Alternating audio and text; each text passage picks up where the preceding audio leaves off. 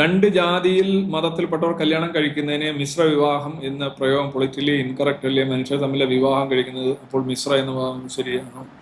അതാണ് ഞാൻ ഇത് എത്ര വർഷത്തിന് മുമ്പ് ചോദിച്ചിട്ടുള്ള കാര്യമാണ്. നിങ്ങൾ ആലോചിക്കുന്നത്, രണ്ട് മനുഷ്യർ കല്യാണം കഴിക്കുന്നതിനെ മിശ്ര വിവാഹം എന്ന് പറയുന്നത്. അപ്പൊ രണ്ട് ജില്ലയിൽപ്പെട്ടവരോ രണ്ട് ഭാഷയിൽപ്പെട്ടവരോ കല്യാണം കഴിക്കുന്നതിന് എന്ത് പറയും?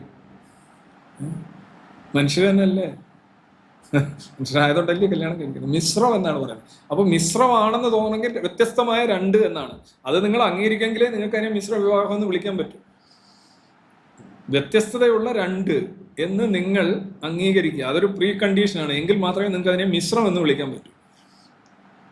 അത് സിമ്പിളാണ്. ഇനിയിപ്പോൾ ആരെങ്കിലും മിശ്ര വിവാഹിതനാണ് ഞാൻ എന്ന് പറഞ്ഞാൽ അതിൻ്റെ അർത്ഥം അവൻ്റേതല്ലാത്ത എന്തുമായോ അവൻ ബന്ധം ഉണ്ടാക്കിയിട്ടുണ്ടെന്ന് അവൻ ധരിക്കുന്നു എന്നാണ് അതിൻ്റെ അർത്ഥം.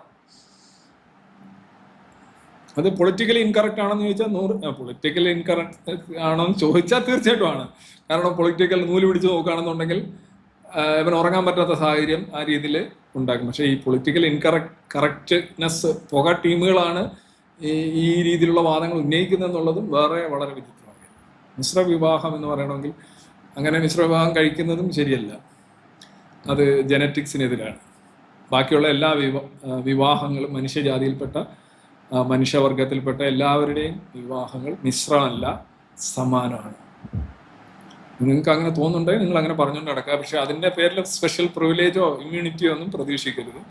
അതൊക്കെ ആളുകൾക്ക് മനസ്സിലാവും. അതുകൊണ്ട് അത്രയ്ക്ക് ഉള്ള ഒരു ആർഭാടം അതിനകത്ത് ആവശ്യമില്ല.